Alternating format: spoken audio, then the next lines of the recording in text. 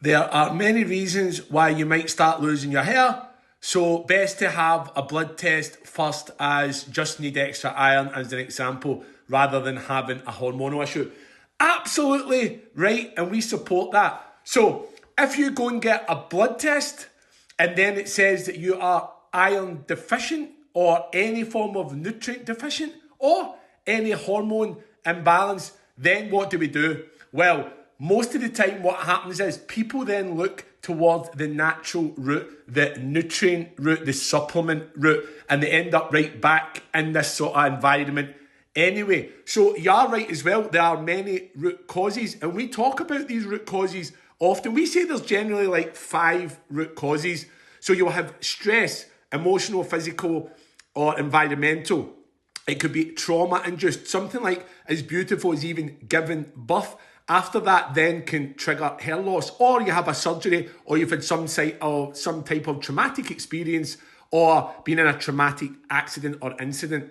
There's also hormone imbalance. So that could be anything ranging from perimenopause, menopause, monthly cycles. It could be DHT in men and women. That's dehydratized testosterone. That's what is actually the number one hormone for hair loss when it comes to receding and shedding. And then it can be things initiated by stress, like cortisol. Cortisol is right up there at causing problems with hair loss. It also is the trigger for anxiety, that flight or flight feeling, that upset central nervous system. So, and then we're looking at inflammation. It can be inflammation in the skin and the scalp, inflammation in the body, inflammation in the gut and the digestive system.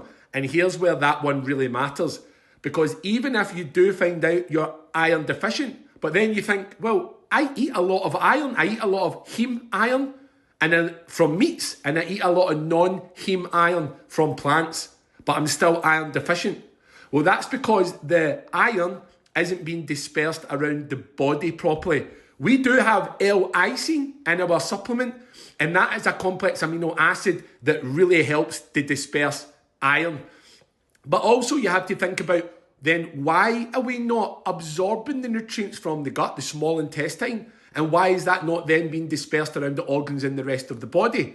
Well, there's probably a problem in the gut. And that's why we've got inulin, probiotics and prebiotics in this supplement as well, because we want to help support that good gut bacteria, that gut flora, that gut environment, the gut lining. We want to help the digestive system work properly so that the toxins go out and the nutrients get absorbed in through the small intestines.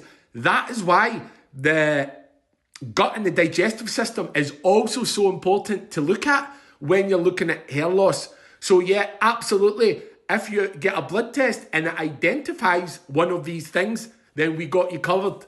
But many people get blood tests and it also doesn't identify the root causes of hair loss. Like, for example, trauma is not going to show up in a blood test. Stress isn't going to show up in a blood test. And you have to get very detailed, different blood tests for hormone balances and for nutrient balances. And we know, because my partner has been through all these, we've kind of done the hard work so you don't have to. But 100%, if you want to get a blood test, guys, and it's within your budget, please do that. And then you can identify quite clearly something that's going wrong. And then you can find the natural path back to your hair health and happiness. And we will always be here to support that journey for you. Great point, great question. Keep them coming, guys. Thank you so much. Have an awesome day.